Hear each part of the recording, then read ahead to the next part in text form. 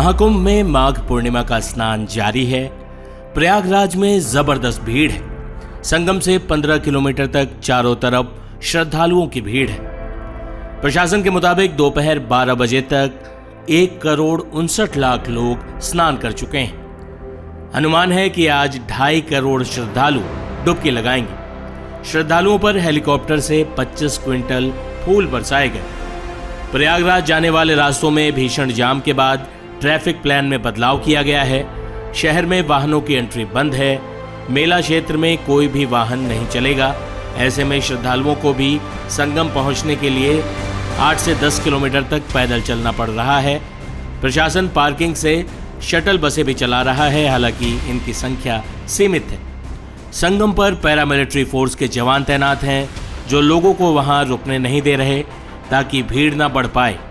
ज्यादातर लोगों को बाकी घाटों पर स्नान के लिए भेजा जा रहा है। भीड़ कंट्रोल के लिए पहली बार मेले में 15 जिलों के डीएम, 20 आईएएस और 85 पीसीएस अफसर तैनात किए गए। इधर लखनऊ में सीएम योगी सुबह 4 बजे से मुख्यमंत्री आवास पर बने वॉर रूम से महाकुंभ की मॉनिटरिंग कर रहे हैं। डीजीपी प्रशांत कुमार, प्रमुख सचिव गृह संजय प्रसाद और कई सीनियर ऑफिसर सीएम योगी के साथ मौजूद थे। डीजीपी प्रशांत कुमार ने माघ पूर्णिमा स्नान के लिए की गई तैयारियों के बारे में बताया। महाकुंभ 2025 का ये 5वां स्नान है और आपने सही फरमाया कि जो 3 अमृत स्नान थे उसके अतिरिक्त ये तीसरा मुख्य स्नान है। इसके बाद से महाशिवरात्रि का भी स्नान होना बाकी है।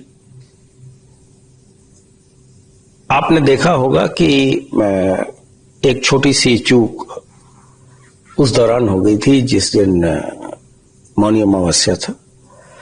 उससे सीख लेके हम लोगों ने और बेहतर प्रबंधन कैसे किया जाए। प्रबंधन की एक टेक्निक है कि बिल्ड बैक बेटर, मतलब पहले से और बेटर करें। तो अगर कोई बात हुई है तो उसको हम एक अपॉर्चुनिटी के रूप में लें और जो कम्युनिटी को का फीडबैक इंक्लूड करके हम चीजों को और बेहतर बनाएं। तो इसमें जो हमारे अपने अधिकारी थे वो या जो श्रद्धालुओं को कठिनाइयां हुई, इन चीजों को मिला के हम लोगों ने एक बेहतर प्रबंधन तकनीक अपनाई और जिसका परिणाम है कि इस महाकुंभ में अब तक सबसे ज्यादा लोग 46 से 47 करोड़ तक की जनता अभी तक आ चुकी है और आज के दिन भी 1,30,00,000 लोग अभी तक स्नान 10 बजे तक कर चुके हैं। प्रयाग के अलावा हमारा विशेष ध्यान चित्रकूट, मिर्जापुर विंध्याचल मंदिर, वाराणसी का काशी विश्वनाथ कॉरिडोर, अयोध्या के राम टेम्पल, सभी पे बराबर तरीके से है, क्योंकि अधिक से अधिक श्रद्धालु यहाँ स्नान करने के बाद, प्रयागराज में स्नान करने के उपरांत ये लोग इन गंतव्य स्थलों पर जाते हैं और वहां रास्ते में इनके साथ कोई असुविधा न हो, कोई घटना दुर्घटना न हो, इसके व्यापक प्रबंध किए गए हैं। हम लोगों ने लखनऊ में भी एक वार रूम बना रखा है जहां से लाइव फीड हम प्रयागराज क्षेत्र का ले रहे हैं और जैसा कि आप अवगत है कि लगभग 2,500 से अधिक कैमरे हमारे एक्टिव हैं और सभी का लाइव फीड हमारे ICCC जो प्रयागराज में है वहां जाता है और यहाँ भी देखा जाता है। कोई भी निर्देश अगर यहाँ से देने होते हैं हम लोग ICCC को देते हैं।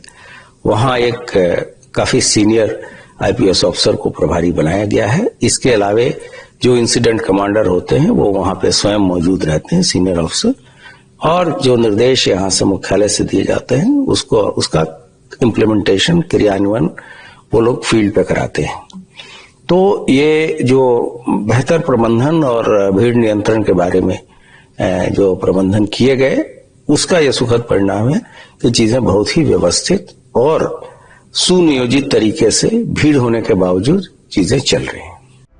विदेशी सैलानी भी महाकुंभ में आकर अभिभूत दिखे। It's beautiful. It's fantastic. The crowd, the people, so friendly, so beautiful, so amazing. It's the best place on the world for today. We came here with some friends and we enjoy enormously. It's a wonderful place to be and amazing what we're seeing here, the bathing, and now sun will be coming up, and so we went up early to see what's happening here. And we're waiting for the Babas, but we still don't found them. My friends, it's really a great experience being here. It's once of a lifetime experience. We've never seen in our life so many people dealing with their beliefs, bathing, coming together, being as one community, one crowd. You have to be here to feel it. It's really an experience that you have to live. I cannot talk about India and my country. It's difficult if you have not been here. All people should come to India. Mahakumbh में हर आमो खास डुबकी लगा रहा है। देश के सबसे अमीर उद्योगपति से लेकर सन्यासी, साधु, गृहस्थ, देश के दूर दराज जगहों से आए लोग महाकुंभ में स्नान के बाद वो सारी थकान भूल जाते हैं जो उन्हें यहाँ आने में हुई। यही महाकुंभ की दिव्यता है, वो भाव जो राजा से रंक तक सबको एक करता है। सनातन संस्कृति के इस महासंगम के बारे में मुख्यमंत्री योगी आदित्यनाथ ने अंदाजा लगाया था कि लगभग 40 करोड़ लोग महाकुंभ में आएंगे, लेकिन अब ये आंकड़ा 26 फरवरी तक यानी महाकुंभ के आखिरी स्नान तक 50 करोड़ से भी ऊपर जा सकता है। जाते जाते आपको माघ पूर्णिमा पर महाकुंभ की दिव्यता की झलक के साथ छोड़े जाते हैं।